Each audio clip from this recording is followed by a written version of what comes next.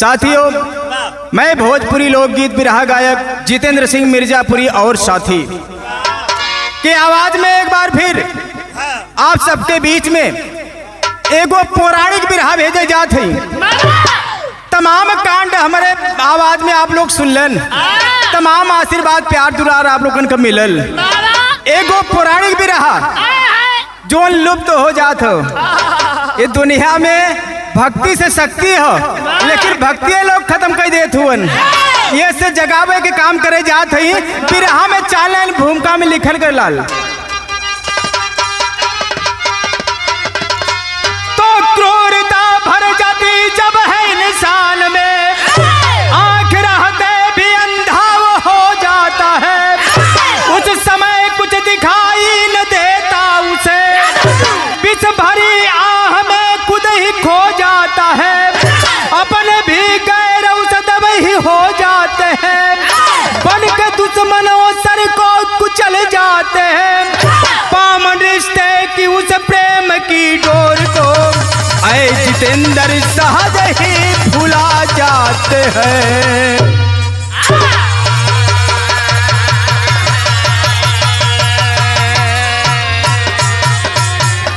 पावन रिश्ते की उस प्रेम की डोर को ऐ जितेंद्र सहज ही भुला जाते हैं।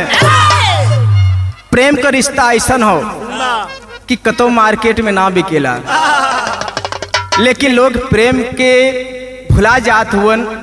केवल कटुता है, ऋष्या दोष है देश में। इंसान के प्रति इतना ऋष्या दोष बढ़ गलो हो कि बिरहा में आपके सुने और जाने के समझे के मिली। बिरहा में एक लाइन कव्वाली का टुकड़ा लग गल लाल। वाह,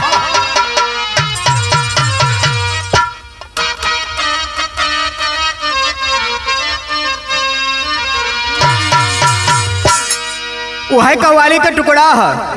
कोनो धोखा खाई लाइसी अपने दिल के दर्द के बया करत हो कि अगर हम प्यार ना कैले होती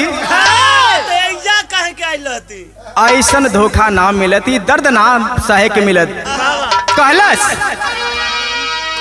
तू कहे तुझे अपना साथी बनाने से पहले, तो तुझे अपना साथी बनाने से पहले मेरी जान मुझको बहुत सोचना।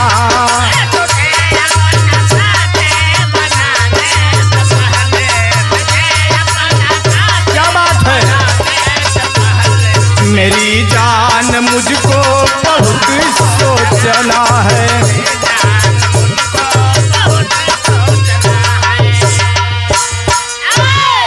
कव्वाली का टुकड़ा रहा, लेकिन कव्वाली से निमन भाव में लिखल गल। का लिखल गल? अगर फूल बन कर गड़े सूल दिल में, अगर फूल बन कर गड़े सूल दिल में, तो कांटों की कोई जरूरत न होगी।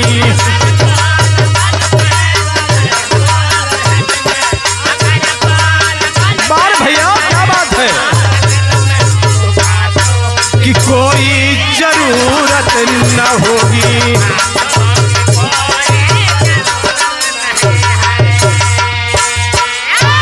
तो अगर फूल बन कर गड़े सूल दिल में, कहीं कांटों की कोई जरूरत न होगी।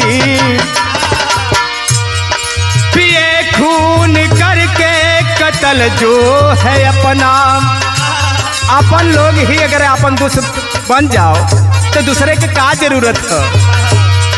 पिए खून करके कत्ल जो है अपना, तो दुश्मनी की कोई जरूरत न होगी।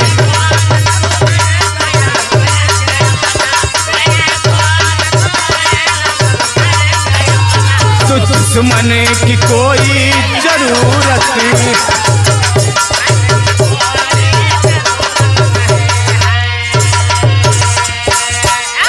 यही जैसे हमारे बिरहा का शुरुआत भल कहानी कैसन बा कहवा के बाप नजम के लाइन लग गल।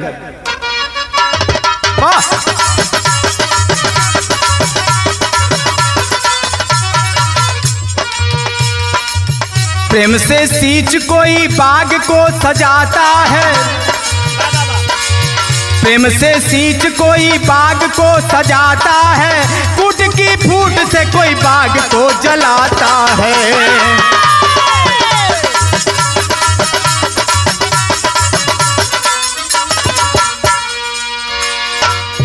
बीता 14 बरस जब राम बन से आए हैं, बीता 14 बरस जब राम बन से आए हैं, गुरु वशिष्ठ तब राजा उन्हें बनाए हैं।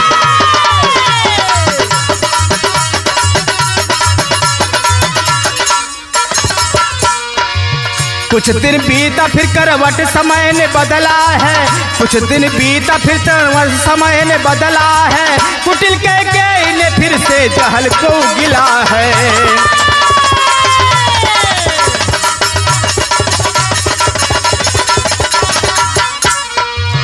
पहुँच सियासत बोली मधुर बानी है, पहुँच सियासत बोली मधुर बानी है, चाल समझी नसिया हो गई नदानी है।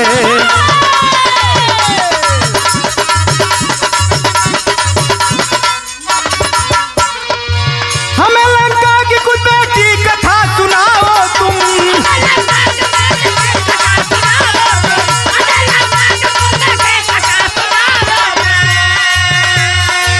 हमें लंका की कुछ बेटी कथा सुनाओ तुम, बना के रावण की तस्वीर को दिखाओ तुम।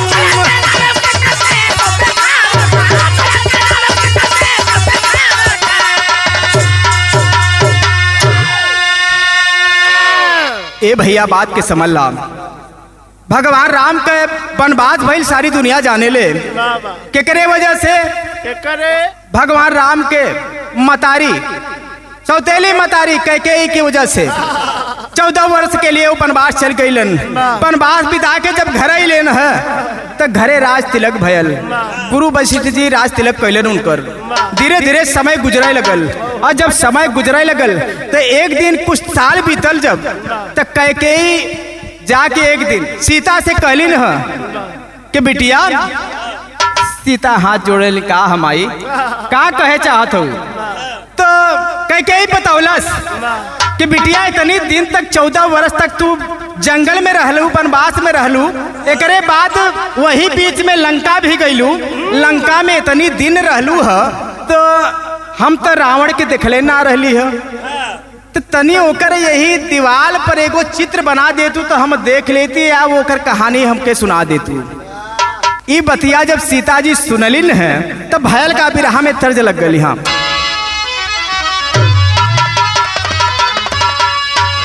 वाह क्या बात है।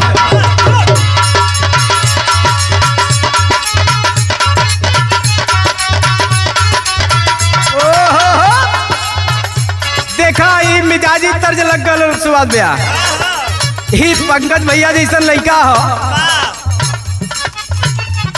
और इतना पिकड़ हो कि रातों दिन केवल होके बियर और दारू चाहे ले। तो भयल का मेहरुआ जब पी के आवे ते हर हर बतियावे, तो मेहरुआ एक दिन समझावत हो, कहे का जात हुआ मुँह फुकौनू, जाके हुआ दारू पी के और नाली गटर में गिर जात हुआ, कुत्ता आके टांग उठा देत हो, तनी घरे रहा तो बतौलस ये कहे घर ही में मजा लेला राजा बियर बाहर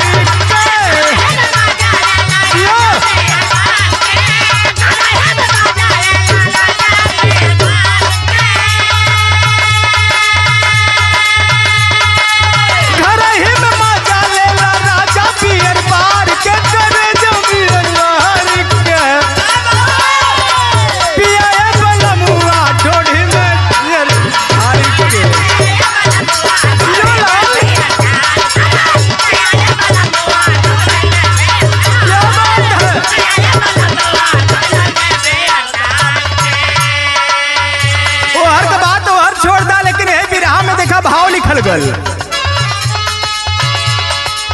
सिया न जनली कैकेयी मन हाली,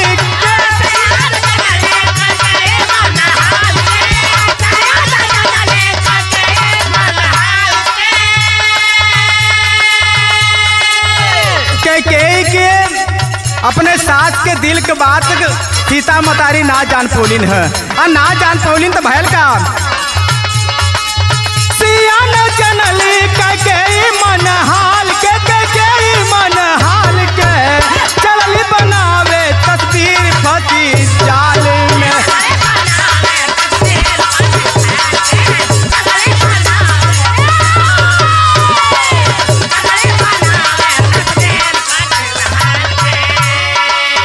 अपने सास कैकेयी के बात मान के सीता सोचलिन कि चला माई तू रावण के ना देखले हो तो हम जितना देखले है उतना चित्र बना देते दीवार पर खड़िया दूधी से और देख ला भैल का खड़िया लेके दीवाल पाता क्या बात है।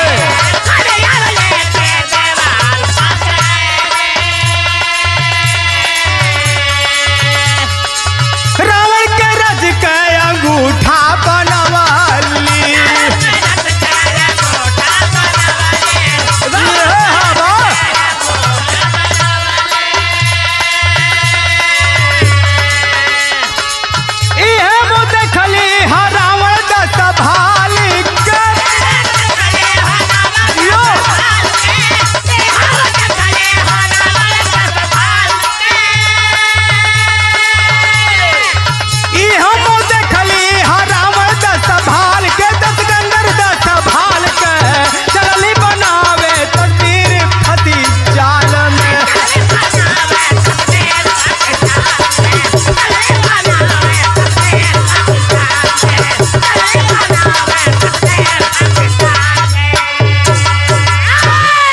ए बाबू सीता जी गईलिन है एक वो चाक लेहलिन है दूधी और दूधी ले करके चाक से दीवार पर रावण के पैर का एगो अंगूठा बना दहलिन।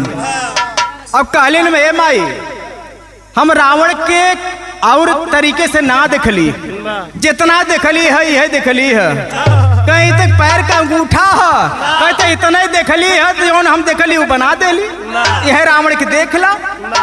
भयल का विदेशिया के लाइन लिखल गल बिरा में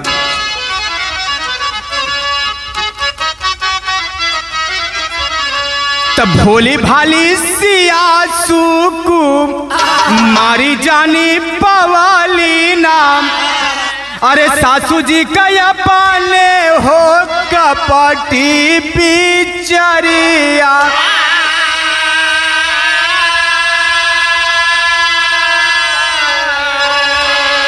तो जाके वो घर के काम अरे कजवा में लगी गईली और एहर के कैली भारी छल करिया।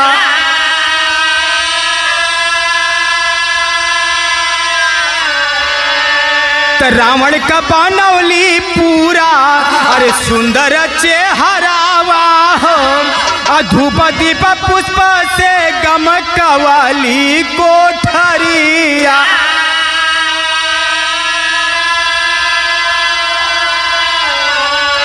कि राज दरबार में जाम अरे राम के बोला वाली हो, अलगिया बोला के उगल लगाली जहरिया।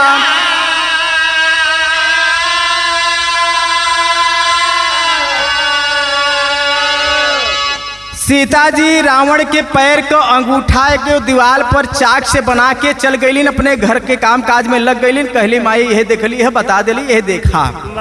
जब वो काम काज में सीता मतारी जाके लग गईलिन है तो सीता जी का सास कैकेयी हर चाक उठौलिन है और चाक उठा के रावण का पूरा चेहरा बना देलिन दीवार पर।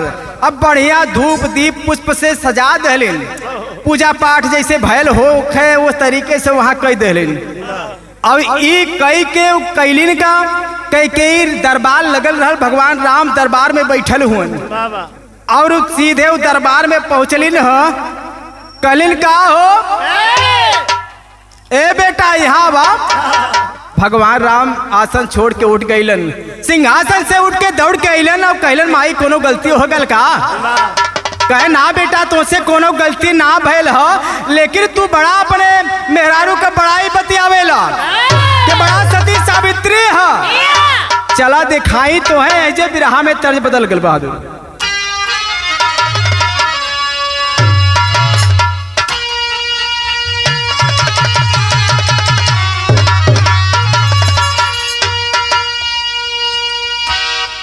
वह तर्ज के लाइन है। तो झूलनिया के गुंजवा, अरे है झूलनिया के गुंजवा, अरे टूटल रोजा, अरे है जवनिया में गड़िया छूटल ये राजा।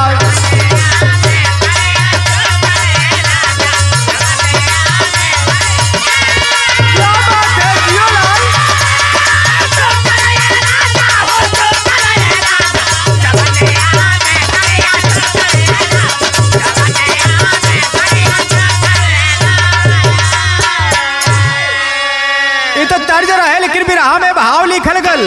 कई भगवान राम से कहत है इनका कहली, तो सती सावित्री का बतावे ला बेटा, तो सती सावित्री का बतावे ला बेटा, करनिया बहू के का छिपावे ला बेटा।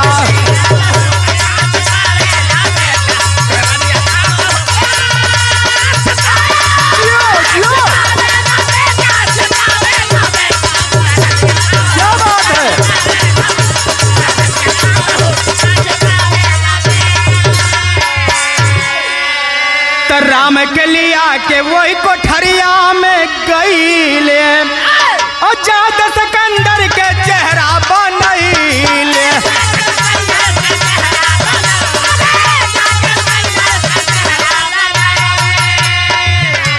तो दिखा के कहे का फरमावे ला बेटा, अरे करनिया बहू के का छिपावे ला बेटा। कहे काहे के सती सावित्री बतावेला, एकर करनी करतूत चला दिखाई। भगवान राम के लिया के कैकेयी वही कोठरी में गईली न जहाँ चाक से रावण के चेहरवा बनौले हैं। कहीं देखा हई देखा तू वहाँ सिंहासन पे राजा बन के बैठल हुआ, आई जाके अब आ गल अयोध्या में इतनी दिन से रानी बन के रहत हो, लेकिन रावण का संगत ना भुलाइल। देखा था भगवान जैसे चेहरा बना के इतना पूजा पाठ रोज करेले, अब केवड़िया रोज बंद कर देले, ऐसे पता ना लगेले कि ही आके करेले काई।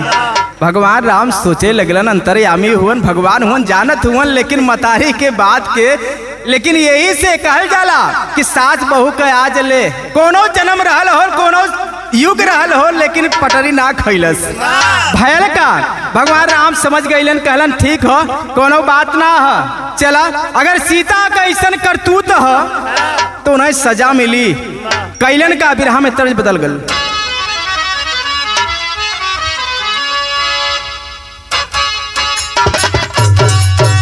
क्या बात है।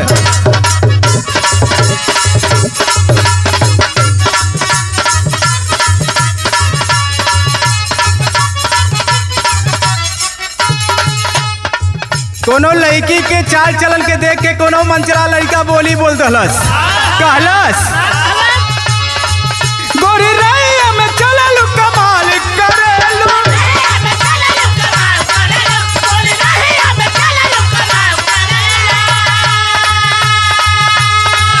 गोरी अपने दुपट्टा के उघार चलेलू,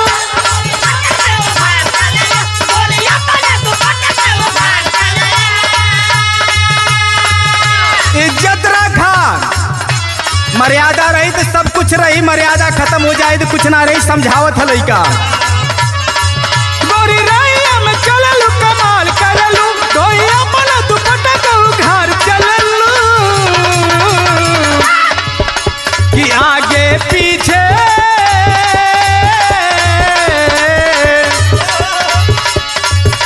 कि आगे पीछे झलका के तू बवाल कर। क्या बात है वाह।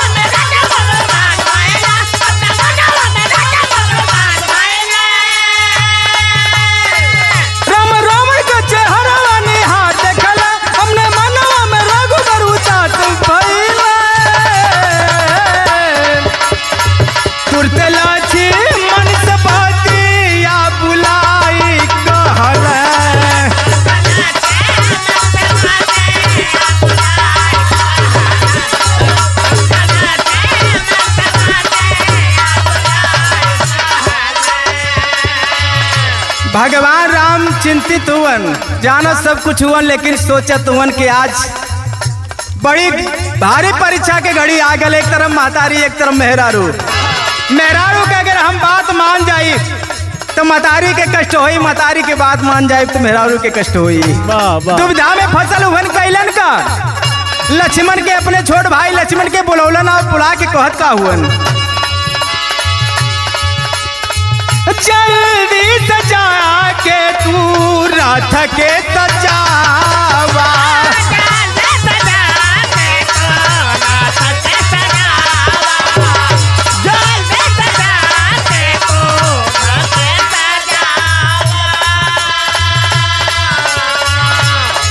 सिया सुकुमारी के ला के बैठावा।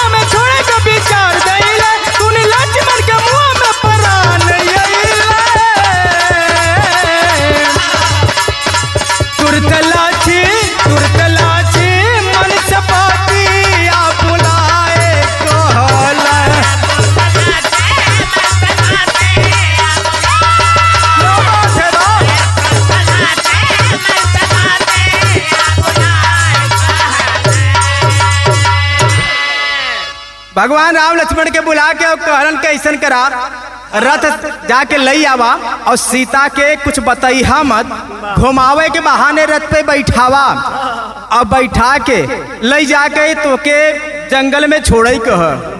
तो भयल का भी राह में तर्ज बदल गल।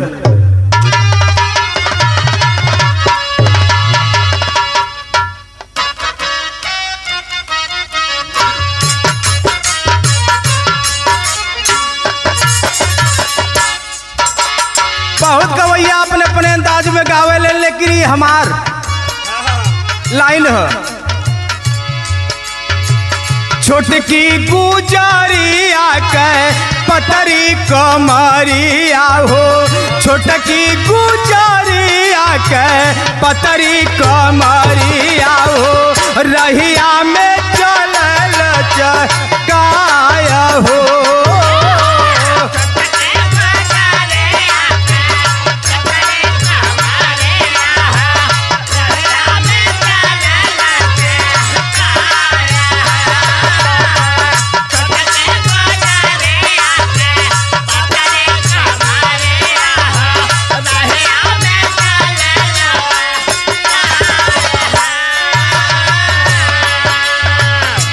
आय हाय हे दुख। जब लक्ष्मण ई बात के सुनलन है, भगवान राम जब कहलन के ले जाए कि जंगल में छोड़ के आवे के है, बतावे के कुछ ना है, चुप्पे से लक्ष्मण ई बात के सुन के बड़ा दुखित भइलन, रोवत हुअन, आंख से आंख बहे लगल, पाँव पड़ के भगवान राम से कहत हुअन, पौआ पकड़ का रोवे लक्ष्मण वीराना हो, पौआ पकड़ का रोवे लक्ष्मण वीराना हो, अखिया से बहे निराधार हो।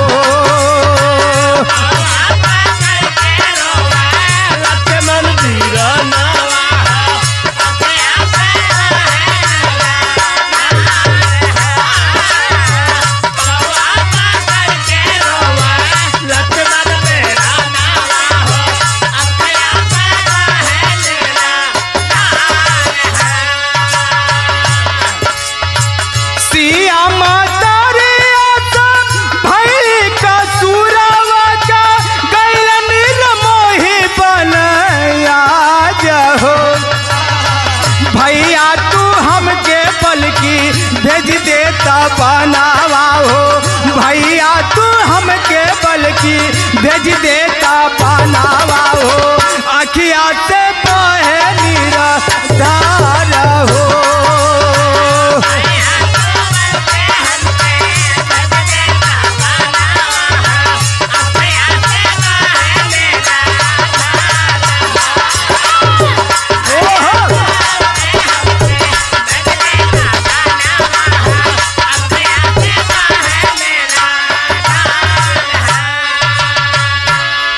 ए बाबू, लक्ष्मण जी भगवान राम के पैर पकड़ के रोवत हुआ नो कहलन के भैया जेके हम जिंदगी भर माई समझली, माई मनली, और के कहत हुआ कि ओके बताइया मत कुछ और ले जा करके वन में छोड़ के चुप्पे चल जाइया। ऐसन गलती ना कर सकिल। उनकर संती सीता माई के यही रही थे राजधानी में, बल्कि हमके आदेश दा, हमके वनवास दे दा, हम जंगल में जाके रहे ना आई, कबो ना आई अयोध्या में। लेकिन भैल का बाबू चौक में लिखे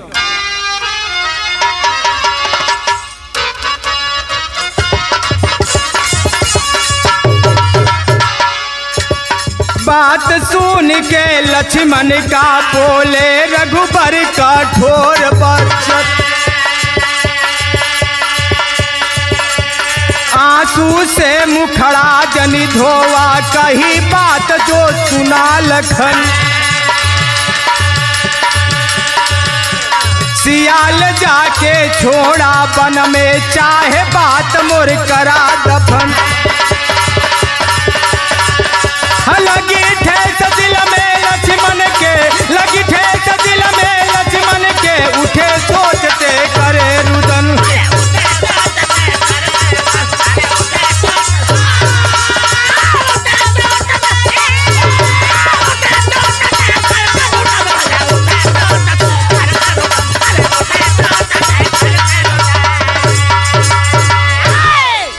भगवान राम कहलन लक्ष्मण कब्बो हमार बात कटला ना, इतना लड़ाई लोहा भयल, लेकिन सबसे आगे रहला, अपने जान को भी बाजी लगा देला, लेकिन छोट सा काम हमार ना करबा।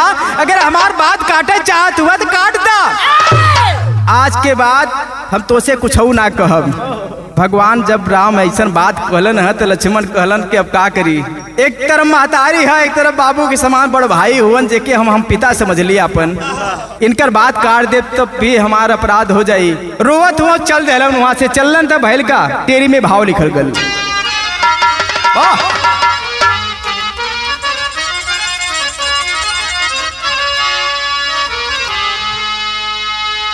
हमरे गुरुजी बुल्लू गुरुजी के लाइन से थोड़ा सा मैचिंग रही कि आवत की, अरे आवत की काटे आया हथवा। भगवान राम कहलन कि तोहरे ऊपर भरोसा ना है लक्ष्मण, सीता के इतना तू माने ला कि जैबा त इनके छोड़ के एगो काम करे कोई, का करे कोई वही बतावत हुअन। कहे आवत की काटे आया हथवा, अरे लखन बन छोड़ सिया के जाई मौत के घाटे। लखन बन छोड़ सिया के जाई मौत के घाटे, आवत की काटे आया हथवा। लक्ष्मण तोरे ऊपर भरोसा ना है, कुछ निशानी ले आवे कोई इनके जंगल में छोड़ के। कहे ऊ का, कहे जंगल में सीता के छोड़िया और इनकर हाथ काट के एगो हमारे पास लेके अइहा और हमके दिखाइहा, तब हम मानव के यहाँ सीता के जंगल में छोड़ के अइले ना, कहीं भी कह के चले अइबे हरे। तो गांव में ना छोड़े को, जंगल में छोड़े को। लेकिन जब लौटी हाथ सीता के हाथ काट के और साथ में लेके अइहा और हमके दिखाइहा। पहाड़ न टूट पड़ लक्ष्मण के, छोड़ला के बात अलग रहे, लेकिन हथवा कैसे काट भी सोचे लगलन है, तो बिरहा में तर्ज बदल गल।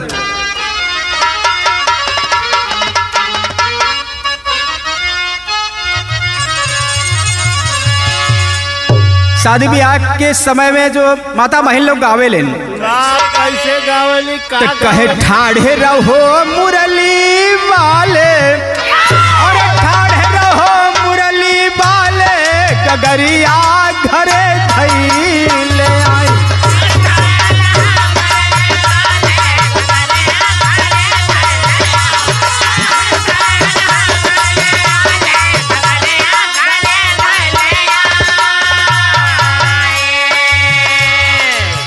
लेकिन भाव में लिखल गल लक्ष्मण करत का हुआ चल ले हो रथ के सजाई, चल ले हो रथ के सजाई, लखन रोवे अथुआ बहाई।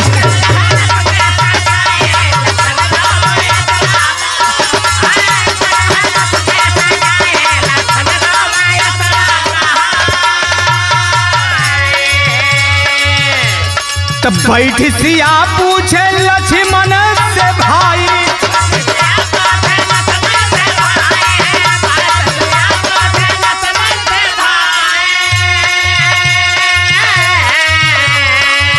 देवे जवाब कुछ न रहे मुरझाई।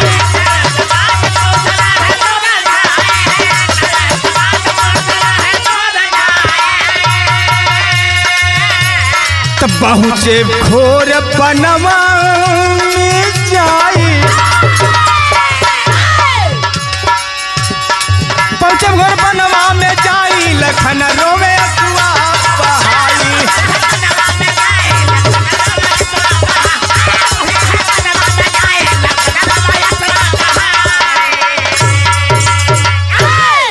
ए बाबू लखन रथ पर बैठौलन और सीता माई के लेके जंगल में गईले ना छोड़लन है और छोड़ के सोचे लगलन कि अब इनकर हथवा हम कैसे काटी। कहलन माई के हाथ कटला से अच्छा बा कि कुछ उपाय कैले। सीता जी के एक जगह बैठा देलन, कहे माई यही बैठा हम थोड़ी देर में आवत है।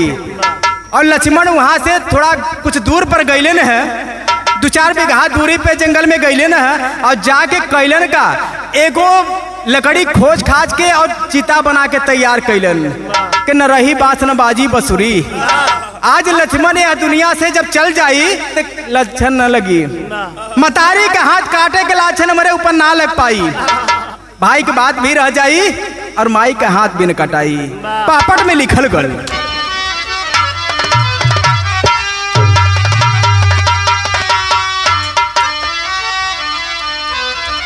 काटी कैसे सिया का हम हाथ साथ फिर दे के।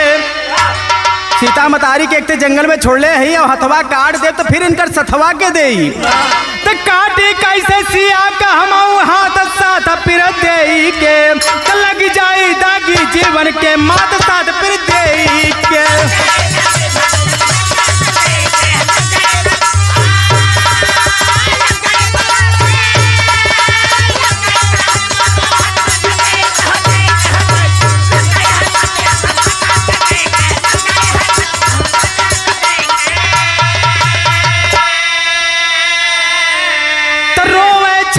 पीट पीट ना कुछ समझ में आवे हो, और जुटा के लकड़ी लखन लाल तब सुंदर चिता बनावे हो। तो चढ़े चिता पर क्षमा करा रघुनाथ साथ फिर दे के, और लग जाई दागी जीवन के माथ साथ फिर दे के। ए बाबू चिता बना के लक्ष्मण जी चितवा पर चढ़ गई, आग लगावे के कोशिश करत हुन, तबले ध्यान टूटल और भगवान भोलेनाथ देखलन कि अरे ये तो बहुत बड़ा अनर्थ हो जात हो। एगो लकड़ीहारा का रूप बनौलन है, भेष बनौलन है भोलेनाथ शंकर जी। अब पहुंच गईलन कांधे पर एक कुल्हाड़ी टंगारी लेके लकड़ी काटे के बहाने। कहे बच्ची सुना ये का कर जात हुआ। कहे दादा कोनो बात ना है, एक काम कर देता था हमार। कहे ऊ का, कहे हम बैठल हैं यहीं पर सूत जात है और धीरे से यही में लकड़िया में अगिया लगा देता। शंकर जी जब ये बतिया के लकड़हारा के रूप में सुनलन तो कहलन अरे सुना एगो बात हमार सुना, ऐसा काहे करत हुआ। पकड़ के हथवा चढ़ के खींच लिए नीचे और शंकर जी पूछे लगलन कि ऐसा काहे करत हुआ। लक्ष्मण सारी बात बतौलन है और जब बतौलन तो भैर का आल्हा में लिखल गया।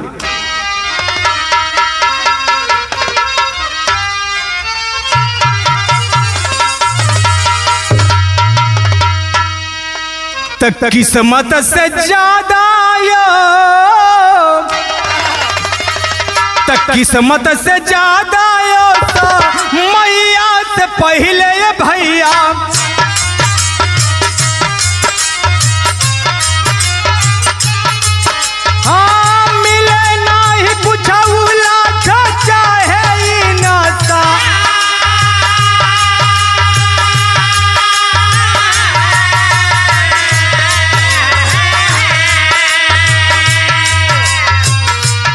कैसे हो लाचार होई के लक्ष्मण बिरनवा ए बाबू।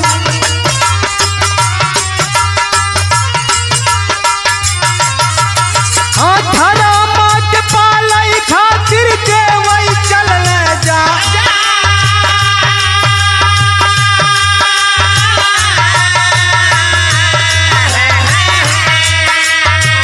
तबले भोलेनाथ धई के बढ़ई कभे सवाए बाबू।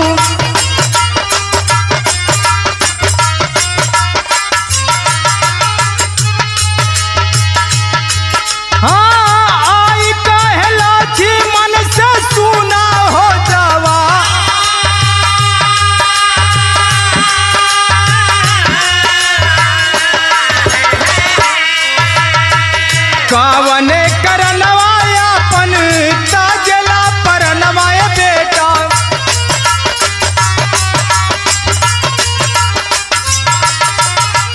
बातिया बतवले लक्ष्मण सागरो पाया।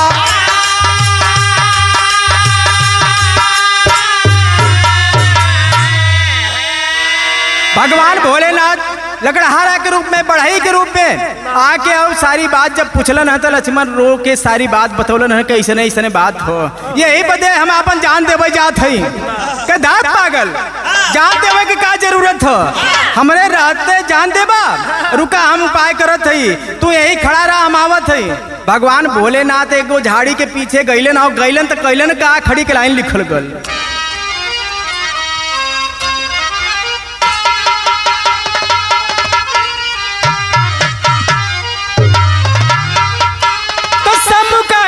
सारी बात है लक्ष्मण भैया तो करबै तोरे हम सहाया ये लक्ष्मण भाई।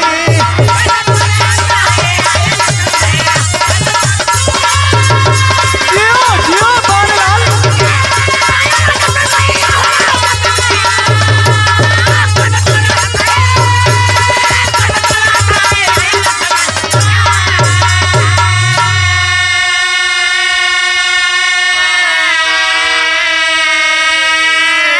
तो जाजाड़ी के आड़ में शिवजी माया का हाथ बनाए और खून से लथपथ सना हुआ लक्ष्मण को तुरंत थमाए। तो आए शंभु किए उपैया है लक्ष्मण भैया तो करबै तोहरे हम सहैया ये लक्ष्मण भैया। लक्ष्मण जी से सारी पता पूछ लेहलन के हुआ बतौलन कि हम लक्ष्मण है हमारा नाम लक्ष्मण है भगवान राम को छोट भाई है राजा दशरथ का लइका। कहे लक्ष्मण सुना तुहार उपाय करत है तुहार सहायता कई देत है लेकिन कोनो जान देवे की जरूरत ना है। झाड़ी के आड़ में गईलन है एक वो माया का हाथ कटल बनौलन है। अब बना के भोलेनाथ शंकर जी माया का हाथ और खून बहत हो हाथ से अब कटल हाथ ले आके लक्ष्मण के ठिंगौलन है पकड़ा देलन लेके जा। अब अपने भाई राजा राम के दिखा दे भगवान राम देख के खुश हो जाइहन। उनके यही समझ में आई कि माया का हाथ ना सीता का हाथ कटल हो एकदम मिलता जुलता हाथ देख ला कि हाँ सरकारी तो बढ़िया है एकदम वैसे ही दिखा था जिससे हमारे माई सीता का हाथ हो वैसे ही हो हथवा है। कहे बस बच्ची ले जाके दिखा दा तो यार काम हो जाए मुंगला का जरूरत ना हो। लक्ष्मण जी खुश भइलन कैलन का कर उपाय शिव जी लक्ष्मण का हो गए अंतर ध्यान और छोड़ सिया को वन में लक्ष्मण आए अवध दरम्यान। तो ध्यान से देख रघुरैया है लक्ष्मण भैया तो करबै तोरो हम सहाया है लक्ष्मण भैया।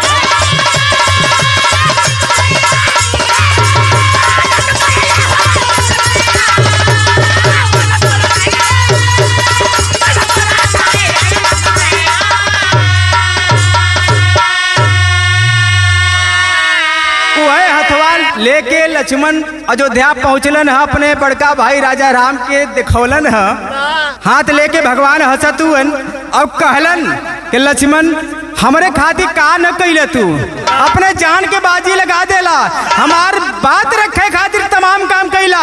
अब आज जो ने सीता के तू मतारी समझेला हमरे कहला पर ओकर हाथ काट के ले अइला लेकिन अंतर्यामी हुअन भगवान जानत सब कुछ हुअन, लेकिन लक्ष्मण से पूछलन है कि भाई ये हथवा कहाँ से पैला। कहे सरकार आप तो कहला कि जब जंगल में सीता के छोड़ के लौटी हा तो उनकर हथवा काट के ले आई हा, तो वह हथवा सरकार हम ले अली है। अब आपके हम दिखावत है, अब का चाहिए। ऐसे बरियार चीज का है प्रभु। भगवान राम हंसे लगलन, कह रहे बार भाई भाई हो तो तोहरा जैसन भाई के बात रखे खातिर अपने सारे हद के पार कई गईला। तो भाई के बात रख देला, यह बड़ा नीमन बात हो। तो भाई के बात, भाई से भाई के बर ना करे के चाहिए, भाई से भाई के बात के रखे के चाहिए, लेकिन किसी भी परिस्थिति में हो। लेकिन आज उल्टे है, भाई भाई को ही दुश्मन बन जात हो। लेकिन ऐसा ना होके के चाहिए। राम लक्ष्मण के जैसा भाई होके के चाहिए, भरत राम के जैसा भाई होके के चाहिए दुनिया में। भैल का आखिरी लाइन में बतावल गल,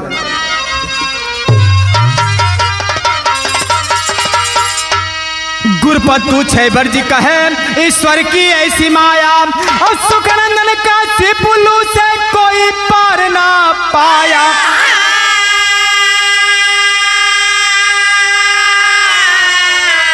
अरे आवत की काट आया हाथवा, आवत की काट आया हाथवा, तो जितेंद्र रघुराई के सदा झुकावे मथवा। आवत की